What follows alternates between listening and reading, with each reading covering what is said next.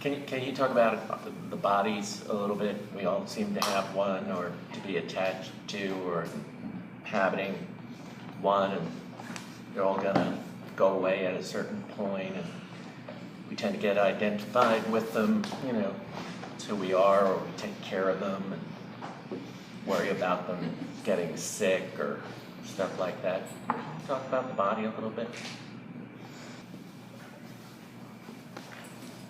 Your body is your lower frequency.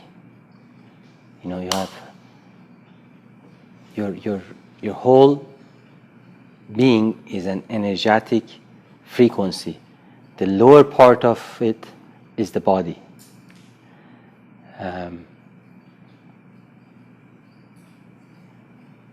Actually, the body doesn't exist as we believe it does. It's just our human reality. So within this reality, the way we can connect to self or others is through the body.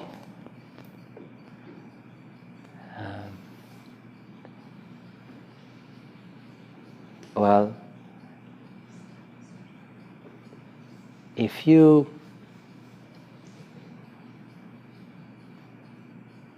imagine that the whole everybody's energetic body create God or Create what? God or universal energy. All the energies together create God. It is God. It is the universal energy. It is the source, whatever you want to call it. When you look at from your body, the part of energetic part that is closer to your body that is what you call your soul. But that is the relation that you have from yourself that is not real anyways to everything else. But the energetic of you, which comes from the whole universal energy, is bigger than you. And the way it relates to you is just energy. Because it doesn't need to relate to your physical body. But on human reality, our body is like an antenna. This antenna brings the spiritual energy and connects it to the earth energy. So there's two types of energy, earth energy and spiritual energy. And trees are the same way. We are the same like trees, actually. If they meet above our physical body, we are more earthy, we are more grounded. If they meet below your feet, you are more spiritual. So spirituality actually has nothing to do with how long you spend in India. It has to do where they meet. And our process is that they meet, in some lifetime they meet here, gradually go down, down, down, down, and go in the bottom. And wherever they meet, you have pain and you have unrest. The body is just our reality.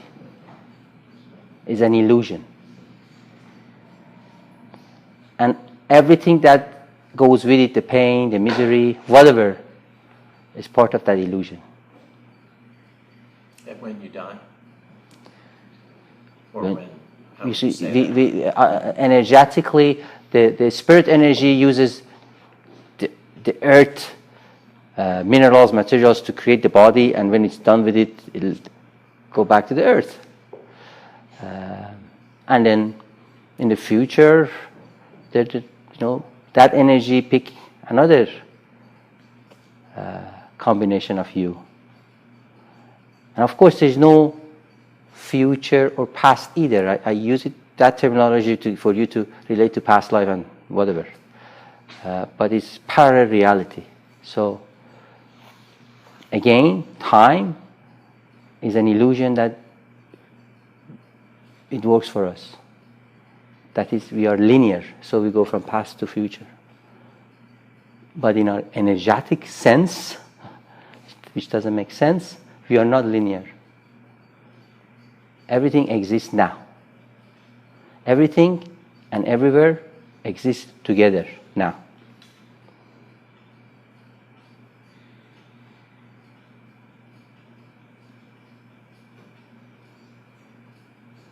And that's how nothing is separated. The only thing is separated is our bodies, the illusion of separation. Why do you think specific souls choose to live within a human form? Do we do it to learn a specific reason? Do we do it to raise our vibrational frequencies to evolve to another plane? Or do we just choose to live within this plane You know, for a specific reason? when you say choice, when you choose something, a mind chooses. On energetic level, there is no choice. It doesn't choose. It's a process. So, part of the process of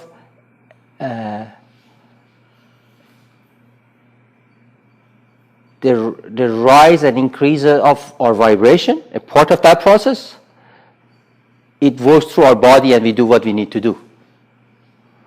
So it's not that we choose it because we are the lower part. The higher part doesn't choose, it just goes through that process. And we are part of that procedure. So it's very difficult to say why the tree is there, why we are, the whys are beyond our understanding. You see, for example, why do you think a Scorpio exists? What does it do? I mean, cow, okay, you can milk it. Well, why Scorpio? Well, we never see the benefit of a Scorpio. But there is something about it, that's why it exists. And it's the same with us. Everything exists because energetically, that existence of us and everything else bring a harmony that it needs to be. Because you don't exist for you. You see, the cell of your body a cell doesn't exist for itself. It exists for the body. No cell by itself is sustainable. So the cell is product of the body. The body is not product of the cell. So that is the relation. It's a collection of the all. Yeah. It's a collection of... The whole thing, and you are part of it, yes. Yeah. And you experience part of that collection, yes. Yeah. So all energy is made up of the same essential things. Yes. Just from my understanding, they just happen to be vibrating or consistently vibrating at a separate frequency. So like the trees are made up of the same things as humans are. We're all made of the same Yes. physical material. Yes. Manifesting in different forms. Yes.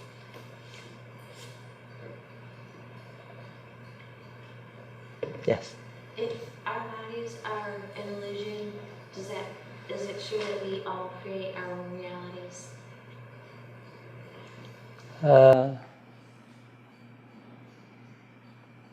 Yes and no.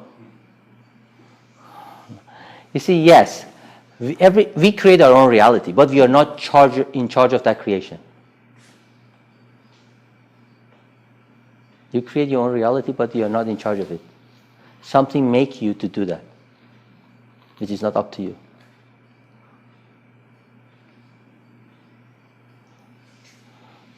And what's that something? Spirit? Yeah, it's the whole, you see, as I said, the humanity, you see, each of us is like a cell of a body. What mandates each cell is the whole body, not just one cell. Of course, it's interrelated, but the whole body mandates each cell. So, the body mandates the cell of the eye to be a certain way, the cell of the skin to be a certain way. And of course, if it's not in harmony, then it affects the whole body, like you get cancer. But the harmony comes from the body to the cell. Cell is a part of the process. Yeah. And you are part of the process of creation.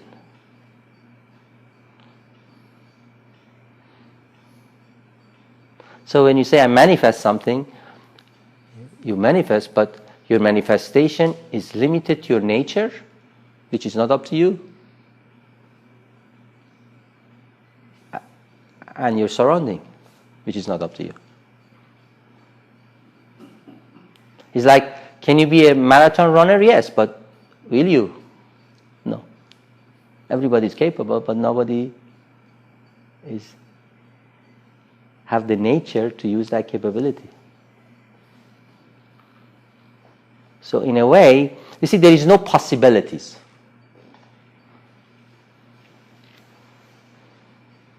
So I say it's if, but there's no if. There's no possibility. Everything is 100%. There is no possibility that you become a marathon runner. 100% you will not be. So can you manifest that? No, because it's not within it.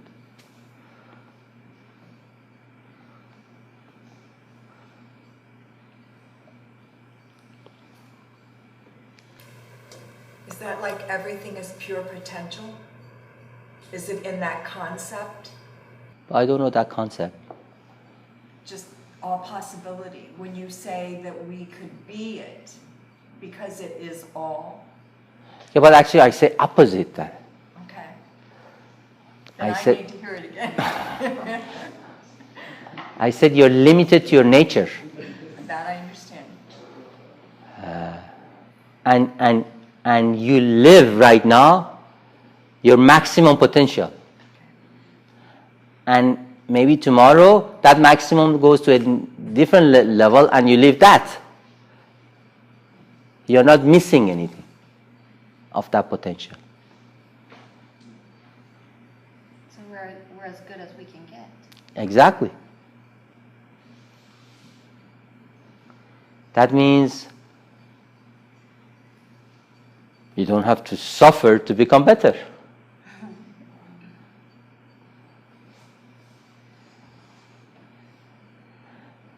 Yeah, everything is created perfectly.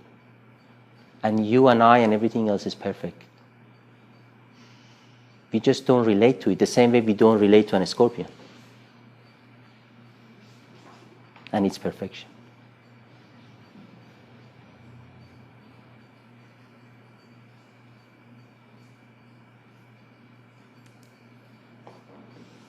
Yes. Kind of another subject, but what are some of your thoughts on other third-dimensional beings and their interactions with our planet? Like, say we live on Earth, but most likely there are other planets with other third-dimensional life, so Yeah. physical life. Yeah. What is some of that interaction onto this planet, and particularly Pleiadians or other, just other life in general? Yeah, but there exists other life.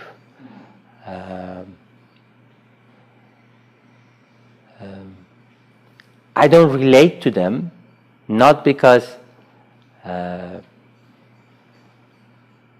they have no relation to me. It just, to me, is not that important to know. There are much more important things. You see, it's just a knowledge. We live what we need to live. And the most important thing is self.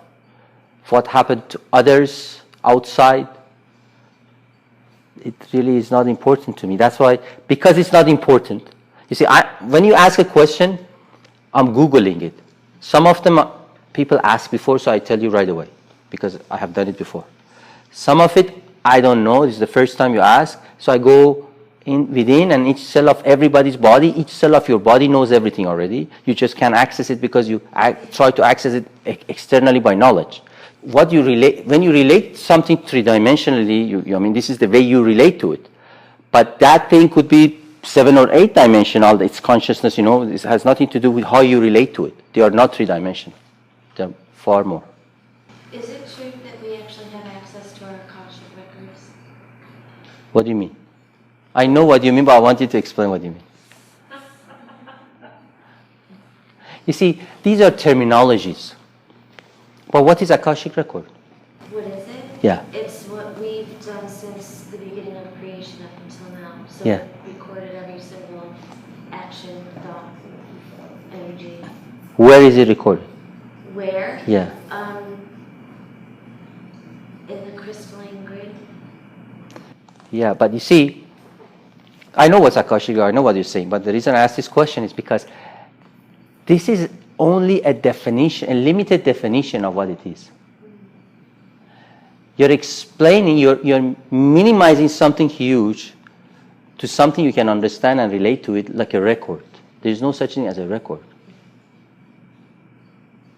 Because even your physical body doesn't exist as you relate to, rather than a record of something. Energy doesn't need a memory. Energy has everything and doesn't have a past or future, so there is no such a thing of a record. So it, on a grander scheme, it's much different than what you call it. And then at grander scheme, there is nothing that you need to access to.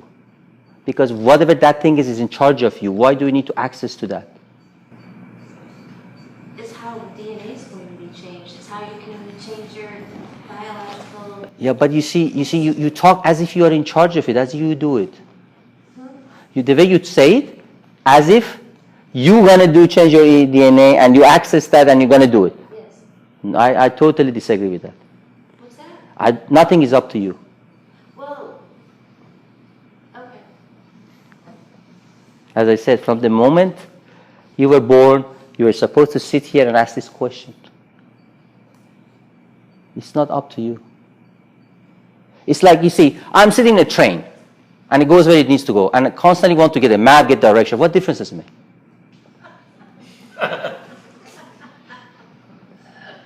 That's how your life is. You act as if you are the driver of the train. You're not. You're just a passenger in that train. And we are all are. Of course, the ego likes to be in charge because we have been conditioned. You see, the religions actually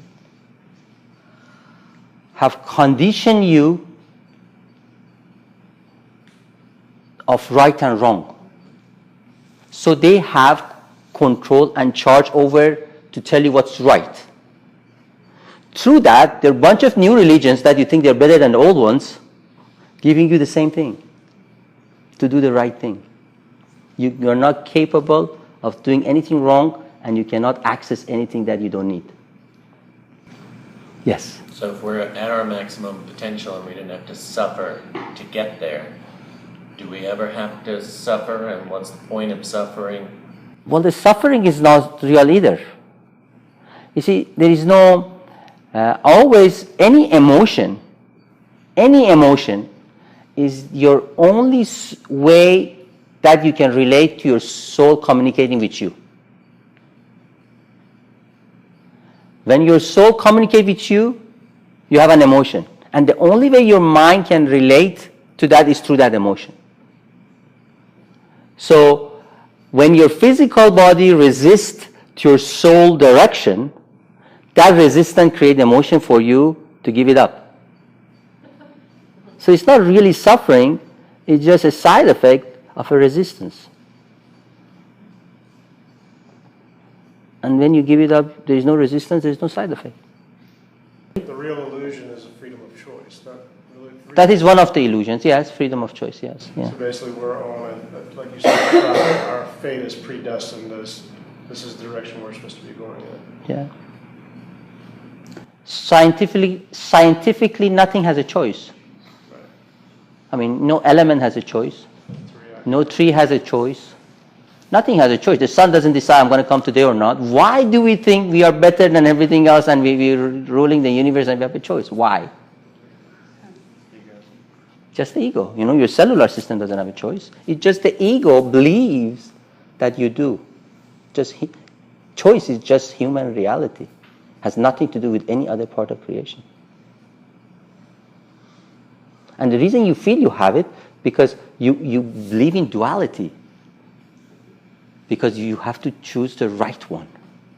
But there is no duality. If there is no duality, what do you have to choose between? There is no wrong one.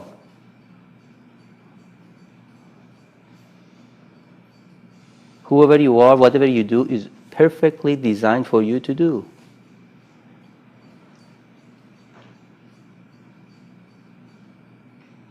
So we shouldn't sweat any decisions that we have to. Well, no, we do. No, shouldn't, there's no shouldn't. There's no shouldn't, you see. You do what you need to do. If your nature is to sweat decisions, that's what you do. But the outcome is set. And you have to go through the process of sweating.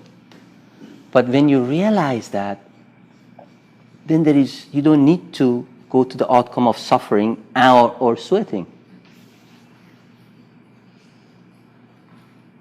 And from time to time you might sweat or suffer, but you say, wow, I was in my mind, let it go.